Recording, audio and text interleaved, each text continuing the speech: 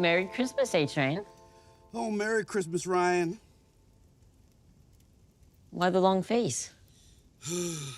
Antifa. Warning. This video contains spoilers for the entirety of The Boys. So, I just got done watching the long-awaited 4th season of The Boys, and I'm really disappointed. This season is a complete mess, and it really does hurt me to say that because I think this show was really, really good up to this point. And to be clear, I don't think this season is all bad. There's actually a lot of stuff that I like, but unfortunately the dumb shit kind of cancels most of it out.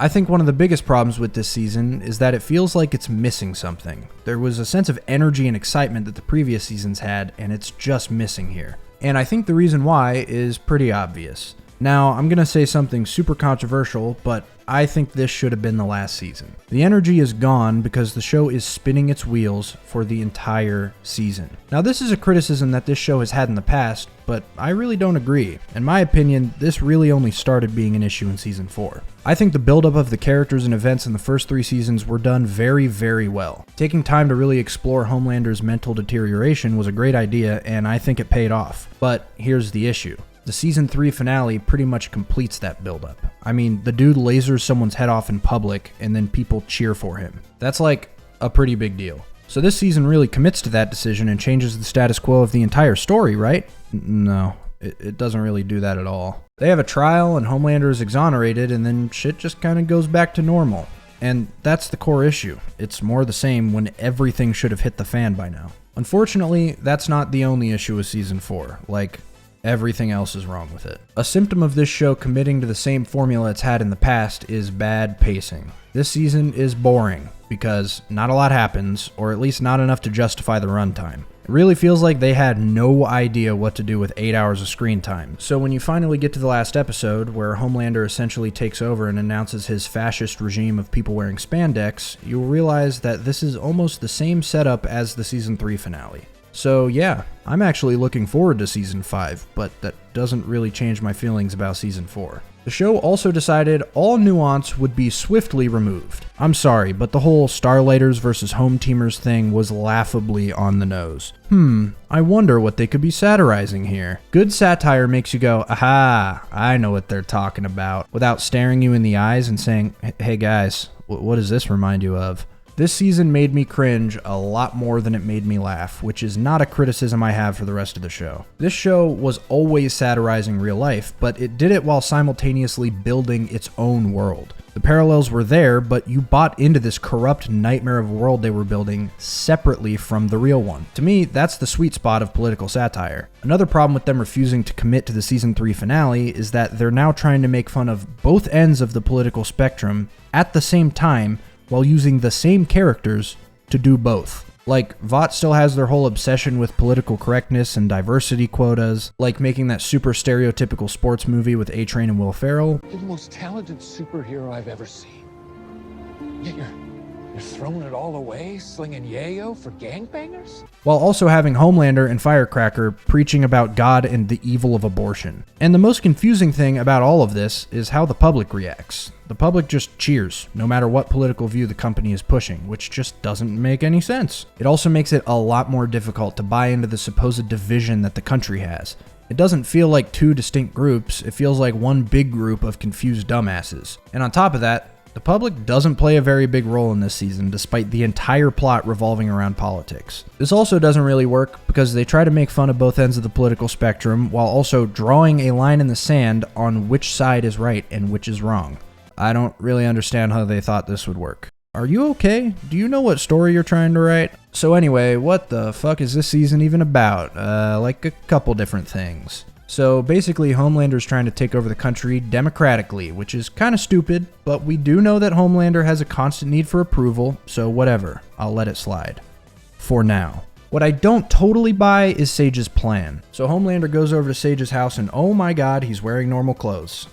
I don't like this. This is weird. Anyway, so he's like, I need you to help me overthrow the government. And Sage is like, nah, I'm good. I think I'll just hang out. But then Homelander is like, please, So then she just agrees. After this, she starts making some changes within Vought, essentially rebranding the entire company publicly in order to fuel the fight between the Starlighters and the Home Teamers. That sounds so stupid. I can't say that. Whatever, for the most part, I actually really like Sage. Depicting the most intelligent person in the world in a realistic way is a really cool idea if done well. I really like that her main superpower is reading and manipulating people. She actually has really solid ideas about how Homelander should go about this situation. I also think Sage lobotomizing herself every night to free herself from her constant racing thoughts is a super creative and funny idea.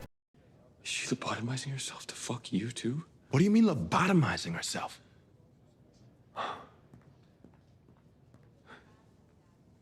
Bro. Her plan does make less sense as the show goes on, though, because unfortunately, a character can only be as smart as the writers, and the writers were not always wearing their thinking caps during this season. So Sage recruits Firecracker, who runs a niche podcast for dudes who get cucked by their wives so that they can cultivate a certain audience. Wow, get a load of this subtle visual storytelling. Side note, I love that Firecracker has like the shittiest powers ever. She just like snaps her fingers and makes little sparks. But it's fine, she just uses a gun like a real American. Anyway, Firecracker serves as the new face of Vought in the media, which is fine, but she doesn't really have much to do in this story. That kind of surprised me because they pushed her in the marketing very heavily as being kind of another Stormfront, but that's not too big of a deal. The first half of this season is honestly pretty solid. It's mainly Homelander enacting his plan and the boys following along and trying to fight a very public political war. But then the cracks start forming. We find out that Annie and Huey aborted a baby off screen. Yeah, seriously. And then Firecracker tells the public about it at a rally. So then the boys start formulating a plan. Never mind. Starlight is just beating Firecracker to death on live TV. Why did you do that? Well, now they lost the war of politics, so they just give up on that.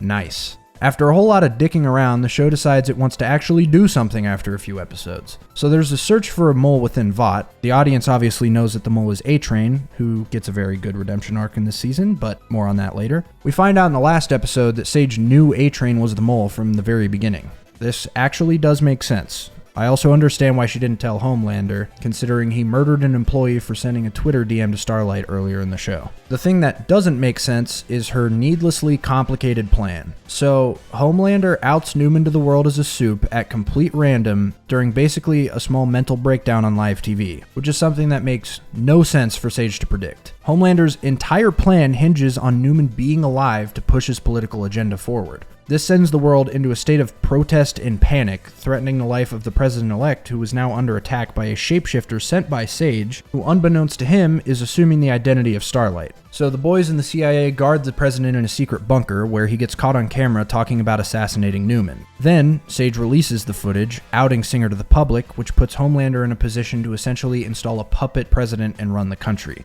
Now this plan is actually feasible. The main issue is that it's completely unnecessary. There is no realistic reason why Homelander doesn't just find and kill the boys. They aren't exactly hiding. Their headquarters is in a building in downtown New York. A building that Noir and Deep find on their own. Yeah, these guys. If the boys are dead and the shapeshifter erases the dirt on Newman, then there's nobody left to stop you from doing your whole presidential assassination thing and having complete control over the government. Hell, if the Deep and Noir just succeeded in killing them, which they almost did, that's exactly what would have happened. And the only reason they didn't succeed is because A-Train saved them. You know, the guy that you let go. There's no reason that Homelander doesn't just eliminate his opposition in this season, but he just doesn't for some reason. If Sage just told him this whole plan, there is no reason he wouldn't have gone along with it. He already wants to kill the boys anyway, and in that case, there's no reason to let A-Train go in order to feed them fake information. The boys don't need to be alive for your plan to work. This is why it's so hard to write a character whose power is being smarter than everyone, because they usually end up exposing weak points and holes in the plot. And on top of all that, Sage doesn't even really have a motive for doing any of this. She says in the last episode that she did it to see if she could, but she pretty clearly believes that she can from the beginning. I mean, this show tries to tell us that she cured cancer in like a day when she was a little kid. The idea that she was under any illusion that she couldn't stage a government takeover alongside evil Superman with a legion of stupid people who already like him is honestly ludicrous to me.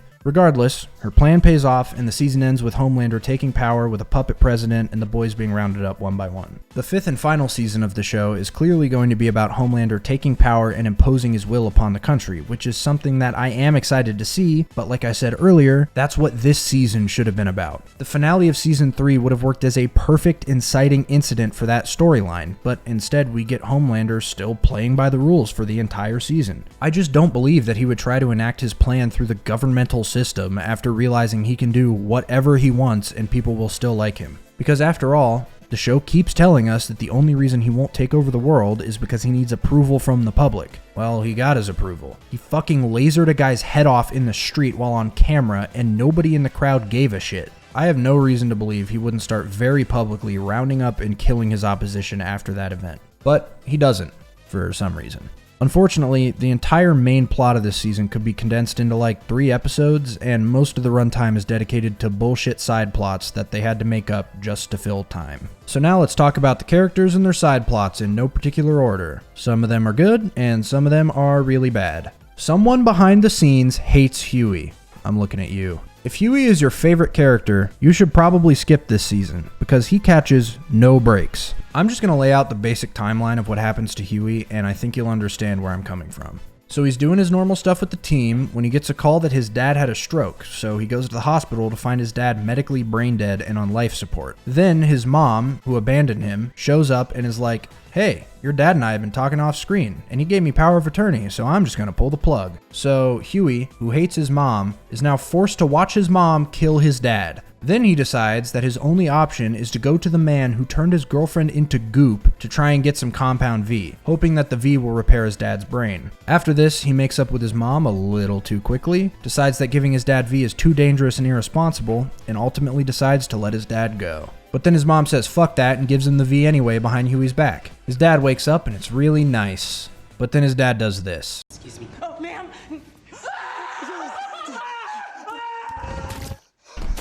Oh no, that's not good. Then we see him go on an accidental murderous rampage because the V healed him just enough for him to have dementia. Great. So then Huey has to kill his dad. You may think that's where this ends, but no, we are just getting started. Later on in the show, the boys plan to steal Webweaver's suit and send Huey into Tek Knight's gala undercover, completely alone, with Homelander, Sage, Tek Knight, who, by the way, is like a super detective who can smell fear, and Newman in attendance to try and get some information. Surely nothing will go wrong here. Then Tek Knight takes him to his sex dungeon, Batcave, complete with Alfred and a slave. Then, because Huey doesn't know the safe word, because he's not the real Webweaver, he gets sexually assaulted and humiliated by Tek Knight and Ashley for the entire episode while Kimiko, MM, and Starlight dick around in the very same house that he's in. And the worst part is, they play it off as a joke. This fucking guy expects you to see this happening and laugh about it. Seriously, dude, what is your problem? Remember all the way back in season 1 when the Deep Harvey Weinstein Starlight? They're having what seems like a totally real and personal conversation, and then it just cold cuts to the Deep's bare naked ass. The one reason that scene worked is because the audience wasn't familiar with this world and the depravity of the characters yet. That fucked up scene works as a comedic beat because it's legitimately shocking to the audience. But then, when the scene plays out, the situation is handled very seriously. We see a realistic depiction of how someone would react to that situation, and the emotional fallout of that event drives Annie's character arc throughout the season. This is another problem with this season. Kripke himself is on record saying that he feels this pressure to make every season more shocking than the last, when all the audience wants at this point is good plot and character progression. Not to mention the fact that the shock value in previous seasons actually serviced the plot. When Huey's girlfriend got turned into a milkshake after the most normal and cookie-cutter opening ever, it set the tone for the entire show while setting the entire plot in motion. This whole episode has no bearing on the plot until the very end, and even so, Huey being assaulted doesn't have anything to do with that. And you know the worst part? I'm still not done. After this whole nightmare, and easily the worst episode of the entire show in my opinion, Annie gets replaced by the shapeshifter, who then ruins the boys' entire plan by deleting all of the dirt on Newman from Huey's laptop, which is really dumb. Why is this world-ending information fully accessible and deletable from your Surface Pro? You didn't have any offsite backups? None of the team or the entirety of the CIA had a backup? Whatever, I'm getting sidetracked. She then proposes to Huey just to fuck with Annie. So now, he thinks he's getting married. When he finally discovers she's the shapeshifter and reconnects with the real Annie, she has the audacity to get mad at him for fucking the shapeshifter. Dude, she has all of your memories and looks exactly like you. How could Huey possibly know it wasn't you? So yeah, pray for Huey in the next season. They really did him dirty here. Okay, I finally have something positive to say. I actually really like what they do with MM in this season, even if it's sort of the same thing they've been doing with him already. You can tell that Laz Alonso, who plays him, lost a lot of weight between this season and the last, and I really like that they write that into the show as a byproduct of the immense stress he's under. It's really interesting seeing him lead the team in Butcher's place and watching his OCD and anxiety get amplified by his new leadership role. I also really like that he's the one who reaches out to A-Train. It's very in character for him to see the best in people, even when they don't deserve it, and that leads to a really well-rounded redemption arc for him. Speaking of that, A-Train is great in this season too. His redemption is something they've been building for a while now, and it all culminates in this scene, which is the only good part of this entire episode, unfortunately.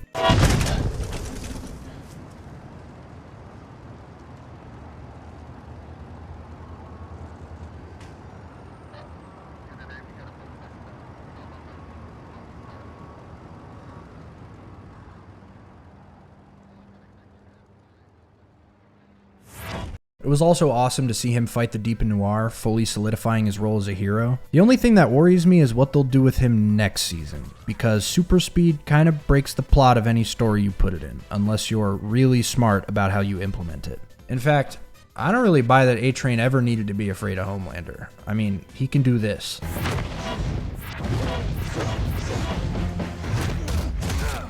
How is Homelander ever going to catch him? But whatever, that's more of an issue for later. For now, A-Train is one of the better characters in this season. Now we gotta have a little talk about the two most inconsistent characters this season has to offer. Ryan and Butcher. The issue I have with these two is that I actually like both of them a lot, but the writers never commit to any of their actions in this season. For some reason, Ryan, who we've only seen to be a good person with a strong moral code, flip-flops between good and evil constantly. We're shown that he doesn't agree with his dad's sentiment that humans are worthless creatures. He shows remorse when he accidentally turns the stuntman into a pancake. He doesn't like when Homelander tries to convince him to be mean to people, but then he does shit like this.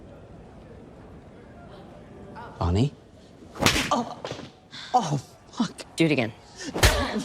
Okay. Again. Oh my, fuck me.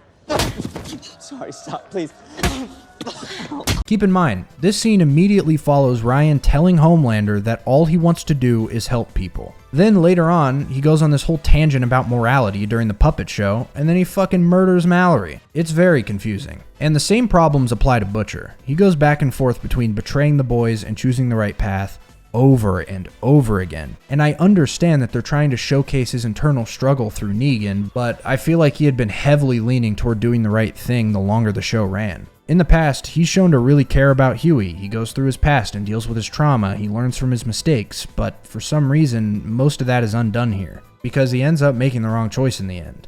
And if you want to believe that it was Negan and the tumor influencing him, I still don't think that works. To be clear, I don't think that's the case. Becca showing up in his hallucinations as well is very clearly depicting a moral struggle that was there before the tumor, just amplified by the fact that he's on a time limit now. So I don't think the tumor is making him crazy outright, but even if it was, then all that means is we're invalidating any character arc he might have gone through in this season. Speaking of the tumor, I do think the twist that Negan was in his head the whole time is a cool idea, but I unfortunately guessed it from the very beginning. I mean, it was pretty obvious, even this guy figured it out. I don't know, I just found myself very conflicted by these two characters the whole time I was watching this season. I think I would have rather seen Butcher have a real redemption.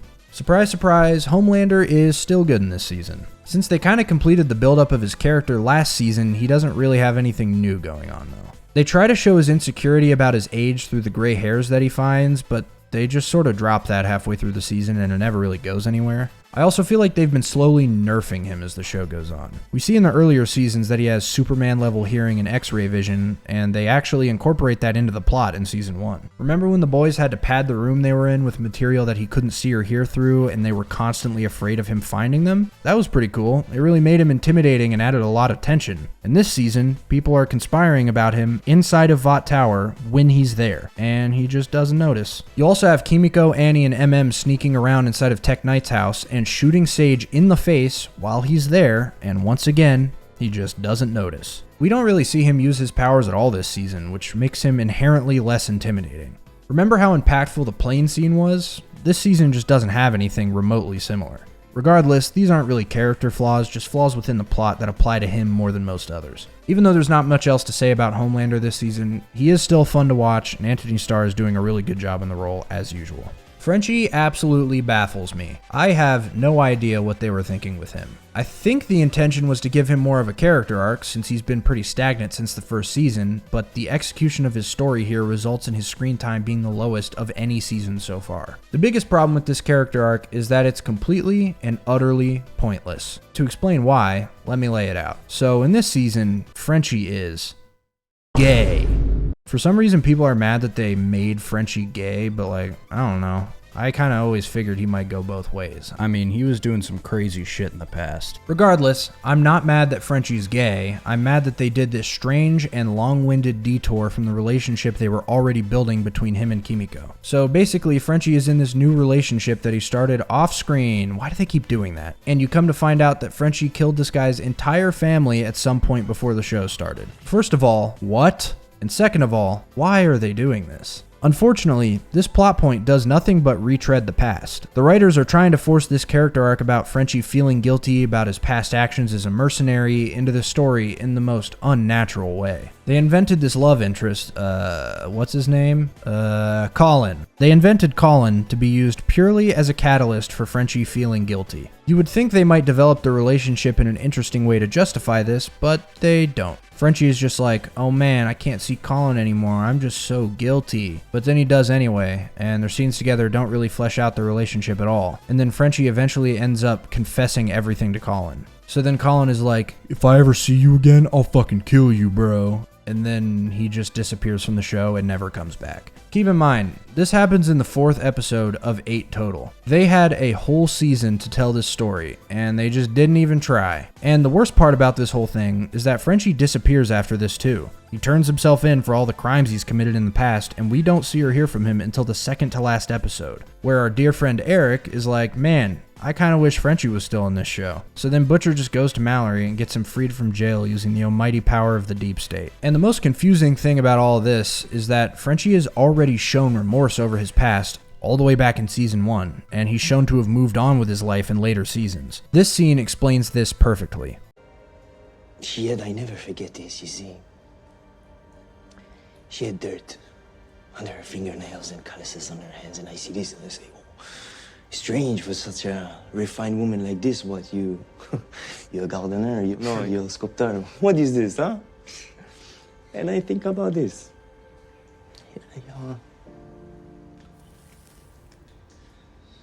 I think about her all the time. She was the first person I ever killed.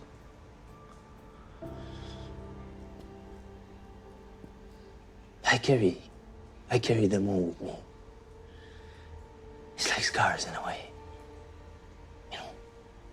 So it just doesn't make sense that he's suddenly riddled with guilt to a point where he turns himself in, especially because it only takes one conversation with Kimiko for him to get over it. And so him and Kimiko kiss and it feels empty because the momentum that the last season created when building their relationship was brought to a grinding halt for the entire season and then abruptly concluded in the last episode. And then they all get kidnapped and separated immediately after. I'm so confused. Annie isn't that bad in this season. She just falls victim to a lot of the strange decisions that were made with the plot. Overall, I think it's an interesting idea to show her struggling with people putting her Starlight persona on a pedestal. It's a good dilemma for her character to have, being forced to pick up the mantle of this character that she has so much resentment toward in order to do the right thing. Unfortunately, this gets dropped pretty quickly because, as I said before, the public political plotline just goes away when she tries to kill Firecracker on live TV. I also think the made-up backstory between her and Firecracker is super contrived. For one reason, it doesn't line up with how Annie has been characterized up to this point. We see from the first season, when she's still living with her mom, that she's a very nice person, sometimes even to her own detriment. So I really don't buy that she was just slut-shaming everybody at the pageants and we never heard about it until now. And 2, it just feels like a really lazy way to create artificial tension between two characters that would otherwise have no connection to each other at all. Really, Firecracker doesn't have any connection to any of the characters. She's basically just a face for Vought PR. They really don't know how to incorporate her into the story. Going back to Annie, they also do this really stupid thing where they give her superpower ED for the entire show. All that does is make her even more of a bystander in a plot that completely pushes her to the side anyway in the last half of the season. The only thing she plays a key role in at the tail end of the season is the whole shapeshifter plotline, but like I said earlier, that really doesn't do anything but help the writers create stupid drama between her and Huey. I think her getting mad at him is also pretty blatantly out of character. Overall, she's really not bad, but again, they don't really know what to do with her. Her only interesting plot point just sort of abruptly ends and then never gets paid off. Back to some more positives, the Deep and Noir are really fun in this season, even for the small amount of screen time they get. Chase Crawford's delivery sells the stupid shit that the Deep says so well. He just commits wholeheartedly to this stupid ass character and I love it. His whole storyline with the octopus has this same energy because it's absolutely absurd, but they play it totally straight as this twisted murder love story. Seeing him break down and start killing people over the death of his octopus lover was genuinely hilarious. I also love that the actor who plays the new Noir is the same guy that's always been behind the mask, but he just acts completely differently and constantly talks. It's also really funny that he can fly, but he just isn't allowed to, so he just wants to go back home and do theater performances just because they'll let him fly. And the fact that the actor who plays him is actually narcoleptic and falls asleep on set all the time is really funny, considering they decided to make the character do the same thing. Like, he literally falls asleep in the middle of a fight. These two are just so fun, and it's cool to have a character for the Deep to hang out with and bounce off of since he's usually doing his own thing in the rest of the show. The last character that I will briefly talk about is Ashley, who I'm pretty sick of. I don't really have a well thought out reason for this. Honestly, she's just annoying at this point. After she said this, I'm gonna feel your pink asshole around my wrist until you shit. I kinda just didn't want to see her anymore. Her only character traits in this season are her fear of Homelander and her obsession with BDSM. Wow, groundbreaking stuff there. The only funny thing to come from her character this season is in the finale, where she takes some V and turns into Gollum. That was pretty funny. But then she never comes back, so I guess tune into Season 5 to see what happens to Ashley, assuming you give a shit. So yeah, Season 4 is a mixed bag at best and a dumpster fire at worst, at least in comparison to what came before. There's clearly a multitude of factors that led up to this outcome, but I can't quite put my finger on exactly what caused this. The whiplash I got going from Season 3 to 4 can't really be understated. It's a pretty severe drop in quality at an almost unprecedented speed. Usually, shows don't get this problem so quickly without having some sort of behind-the-scenes issue, like in Game of Thrones' case where the writers just ran out of books. As far as I can tell, not much about the making of this show has changed, if anything. Eric Kripke is still the head writer, and he gave us 3 great seasons of plot and character writing, so I'm leaving Season 4 mainly confused. Another thing that confuses me about this whole situation is that Gen V was really good, and in my opinion, better than Season 4. It retained pretty much every good element of the original show, from the good characters to witty writing to well-placed shock value, and also managed to add an extra layer of intrigue through a very fun and engaging mystery. Gen V honestly did a really good job of hyping me up for the next season of the main show, especially because I expected the characters to actually show up and do something in the plot, but they don't. They show up for a very brief cameo in the beginning of the season, and then they capture the boys at the end of the season in what's basically just a closing montage. They say maybe like 2 lines. I honestly don't even remember, it might be less. If I had to choose one way to describe Season 4, it would be missed potential, and that's about as disappointing as it gets. Thanks for watching, like and subscribe, comment, bell, all that good shit. I'm out of things to say, so goodbye.